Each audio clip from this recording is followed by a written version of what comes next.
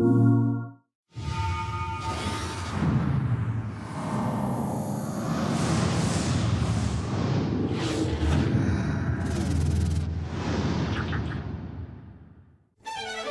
to Access, the show that lights up PS3 like a ray of high-def sunshine. Coming up in episode 42, we're in lovely Paris for the equally lovely Japan Expo, and rounding up the best content from the PlayStation Store.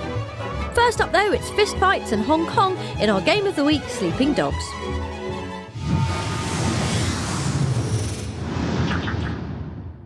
If you ever come across a man having a full-on fistfight with the air in the middle of a busy highway, spare a thought for his sanity, would you? Because he's probably cracking under the intense strain of being an undercover cop in Hong Kong's shady underworld of vests and swearing. I don't like this cocky little Enter Wei Shen, a man charged with burrowing through Sleeping Dogs' triad hierarchy by the crisp English authority of Tom Wilkinson. You must be a very dangerous man, Wei Shen. Keeping the crooks happy and your cover intact means two things. Firstly, the local tattoo industry is booming, and secondly, your fists are about to get covered in massive amounts of face juice. Come and get me! Grisly martial arts combat is at the heart of Sleeping Dogs, so it's a good job the system is brilliant. Wei Shen can dish out bone-cracking combos through a simple mix of tapping and holding square. Tap it repeatedly to launch a flurry of punches, or hold it to charge up a spinning kick or a knee to the gut. You can also counter Batman style when opponents flash red, but Sleeping Dogs really hits its stride with the environmental finishing moves. Not only do these look outrageous, they provide a perfect opportunity to come up with a bunch of fantastic put-downs. How's this for trash talk? We're closed. This one is a fan favourite. Completing missions, which usually involves turning bad men into dead men, gains you the obligatory splurge of cash and XP, with the latter split into Top XP or Triad XP depending on the actions you've taken. From there you can unlock beefier combos or just blow all your hard-earned dollar on shirts and sneakers.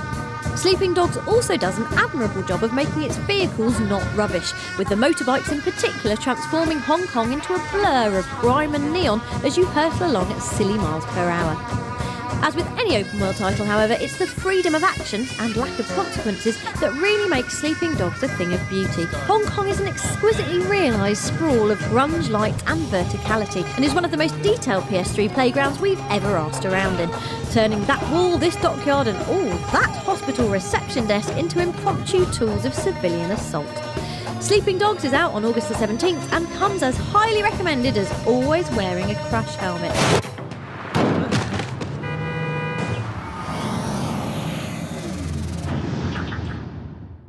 Sucking juicy news marrow from the bones of lies now, it's your PlayStation briefing. First up, there's news of fresh faces in the lineup for PlayStation All-Stars Battle Royale. And when we say fresh, we mean the grizzled frown of Tekken's Heihachi Mishima and the penciled-in mouthparts of oddball manga cat Toru Inoue. They'll be lining up against the likes of Nathan Drake, Sly Cooper and Kratos come the game's launch on PS3 and PS Vita this October. And we'd love to control them both, although Bagsy Heihachi. We recently got to grips with a sizable portion of Borderlands 2, the game where guns are as widespread as oxygen. Afterwards, we sat down with President of Gearbox Software, Randy Pitchford, and asked him just what makes a gaming gun brilliant. You know, there are millions of weapons in Borderlands 2, so it's really difficult to call out. I tend to like things that have really interesting scopes and really interesting sight pictures. There's only like 4 or 5 barrels to it, and it's really rapid fire. You'll become a full-on bullet hose, just throwing out you can't even hear the space in between the shots, throwing out bullets, and then when the weapon's empty... He's still there, bless him. Moving on, Assassin's Creed enthusiasts will no doubt be aware that a silver screen adaptation of the beloved franchise is currently underway at Ubisoft Motion Pictures, because apparently a sweeping tale set during the American Revolution that includes screen-shuddering naval battles just isn't cinematic enough. One thing the movie has that Assassin's Creed 3 doesn't, however, is Hollywood flavour of the moment Michael Fassbender, who'll be donning the iconic white hood of an as-yet-unknown assassin. More news when we get it, but in the meantime... let's all look at Assassin's Creed 3 again! Yay! From films of games to games of films now, as the Expendables 2 video game announces itself with characteristic restraint. We're going to go out on a limb here and say this might involve some shooting. And That's Expendables 2, coming to PlayStation Network on August the 1st. That's your briefing done for now. We'll be back with more news next week. Switch to the next gun, switch to the next gun, switch to the next gun. By the time you come around again, that you'll have gotten kills, which will...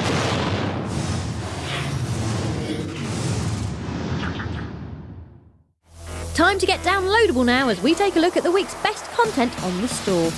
Attention pinball enthusiasts, guess how good you've got it this week? Double good is the answer we were looking for, as Pinball Arcade is now on both PS3 and PS Vita. The even more excellent news is it supports cross-play between the two consoles, and then there's the obvious perk of you being able to play pinball without the bother of traipsing down to your local arcade, because let's face it, arcades smell like sugary sick and the donuts are always rubbish. Also in the store this week is NASCAR the Game Inside Line, the perfect tonic for racing aficionados with a phobia of turning right. It's also about driving insanely fast, as this trailer is helpfully not showing. No, really, there is racing in this game, we promise, although a magic shifting car would be handy for bamboozling traffic wardens. And there's even more American sport on offer this week as MLB 12 The Show hits PlayStation Vita. EA Sports' peerless baseball sim is as big as FIFA on the other side of the pond, and now you can find out why it's so highly regarded by sticking it on your handheld. Yeah, it's still just rounders with silly helmets though, isn't it? We finish things off with a pick from the video store, where this week we've got a double helping of Handsome in This Means War, a light-hearted but full-fisted love story that sees CIA agents Chris Pine and Tom Hardy smacking it out over the affections of Reese Witherspoon. On the explosions and spy planes count, it convincingly outscores the Queensberry Rules rat-a-tat between Colin Firth and Hugh Grant in Bridget Jones' Diary, and contains more well-sculpted torso than a Roman art museum. All in all, This Means War isn't half bad if you like guns, bras and impeccable eyebrows. That's your lot for now. We'll have more from the store next time.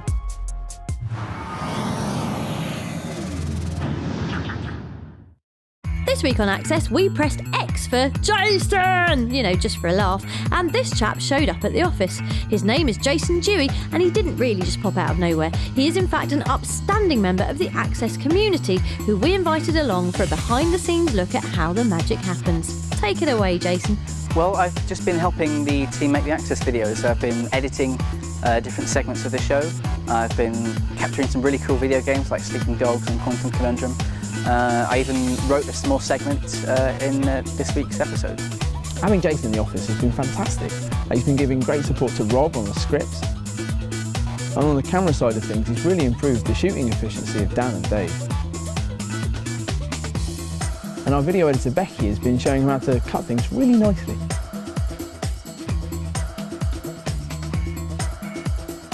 So yeah, I was really pleased. My favourite member of the team is probably Nathan. All right then, Jason, what was the highlight of your time in the Access TV office? Hearing Lucy Porter read out the words I've written for one of the sections. That was really satisfying for me to hear. Oh, OK, you can release his family now. A massive thanks to Jason for all his help over the last 2 weeks, and apologies for any lasting trauma.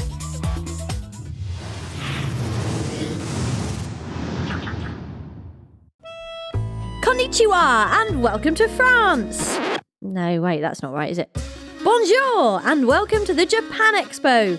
Confused? Don't be. For Access All Areas this week, we hopped across the channel to Paris for a celebration of all things Japanese. From amazing anime action figures and a spot of wrestling to dancing robots and samurai. Along for the ride was Access competition winner Laura Dobson, who seemed a bit excited. So I'm absolutely super excited to have a look around and to see all the sights. I think it's going to take more than a day, and I've just been bouncing off the walls all week waiting to come here. Amongst all the purse-sapping souvenirs, we bumped into Tekken producer Katsuhiro Harada, who couldn't talk to us because he was too busy taking photos of his own bloody stand. Fine then, Harada-san, we'll go and have a chat with someone else. That someone else turned out to be Tales of Grace's producer Hideo Baba, who Laura was very pleased to meet. We then forcibly stuck our microphone to Baba-san's chin and asked him what sort of character he'd be if he got sucked into his own game. It's difficult to choose one type of character because I like them all, but if I was in the game, I'd probably be like Malik, because when he was designed, we gave him a beard like mine. And seeing as how we're getting an additional game on top of Tales of Grace's this year, we asked Baba-san what we can expect from Tales of Exilia. そうですね、やっぱりWell, you should be excited about Tales of Exilia mainly because of the storyline. Loads of Japanese players have been enjoying the game for years, so we're excited to finally let the UK audience play it. まあ Thanks to Baba-san and thanks to Laura too. From everyone here in Paris, sayonara.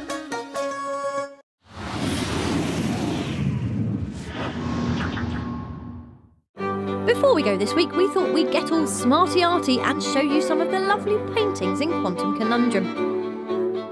Here we have the world's first and only elastic dog. And to your left, ladies and gentlemen, we have Child on a Suitcase number 14. But the observant among you will notice the paintings change depending on which dimension you're in. For the fluffy dimension, things become all cute and cotton woolified, while in the slow time dimension, they get covered in cobwebs. But our favourite dimension has got to be heavy, where, well, just take a look. Rock on, Grandad! See you next week.